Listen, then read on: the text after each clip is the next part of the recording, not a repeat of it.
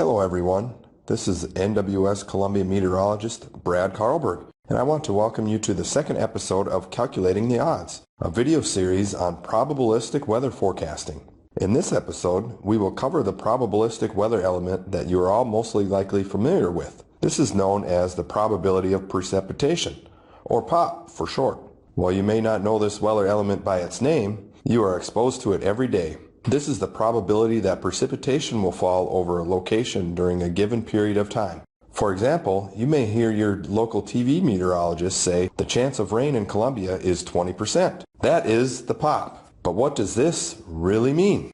The National Weather Service definition for probability of precipitation, or POP, is the statistical probability that measurable precipitation, 1/100th of an inch or greater, will fall at a given location during a selected period of time. The NWS typically presents POP forecasts in 12-hour periods, but may use other intervals of time depending on the event. Contrary to popular belief, a 40% chance of rain does not mean that 40% of the area will see rain, or that it will rain 40% of the given time period. For example, let's say there is a 40% chance of rain for Edgefield, South Carolina, on Friday, as this graphic shows. This means that there is a 40% or a 4 in 10 chance of measurable precipitation in Edgefield at some point between 7 a.m. and 7 p.m. on Friday. These graphics show two ways that we represent rain chances. The table on the left shows you the 12-hour POP for a variety of locations across our forecast area during a 5-day period. Looking at the chance of rain in this format can be more helpful than using a singular deterministic value. For example, let's say you're an event planner and have an outdoor party in Augusta Friday afternoon and want to know if you need to rent a tent to protect guests from the rain.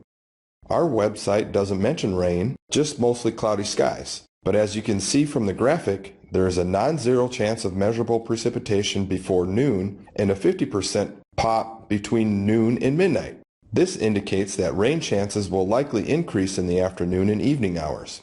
Depending on your personal tolerance, it may be enough to warrant renting a tent as a precaution.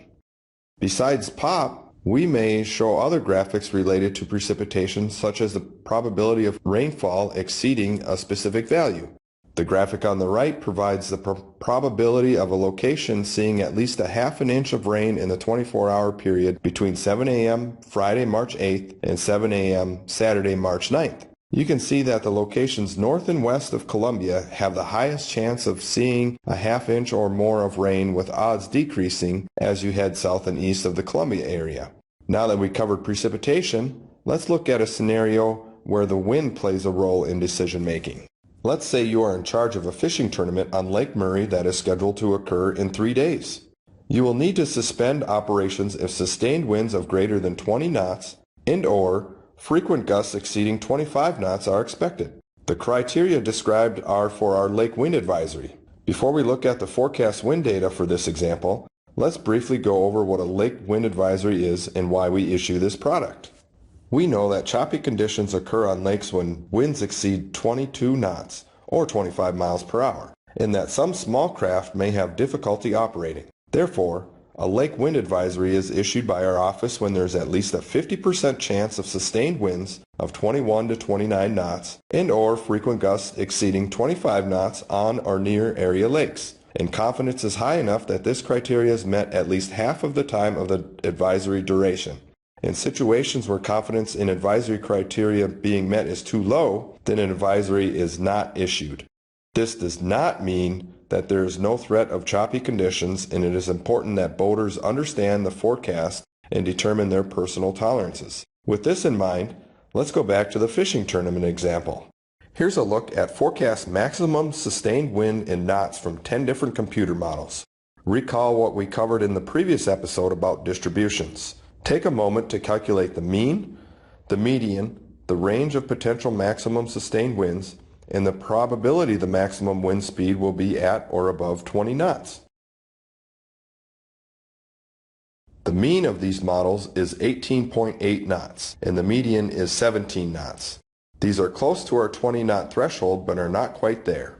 The range of values go from 9 knots to 32 knots, but only 4 of the 10 models have a value greater than 20 knots, meaning the probability of maximum sustained winds at or above 20 knots is only 40%.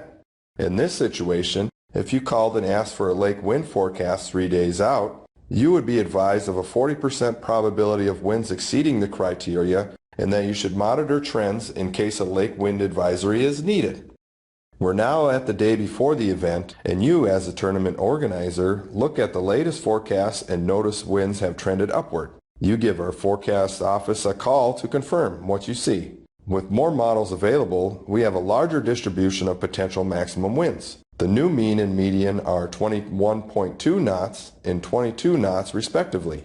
In addition, 74 of the 100 models show a maximum sustained wind at or above 20 knots.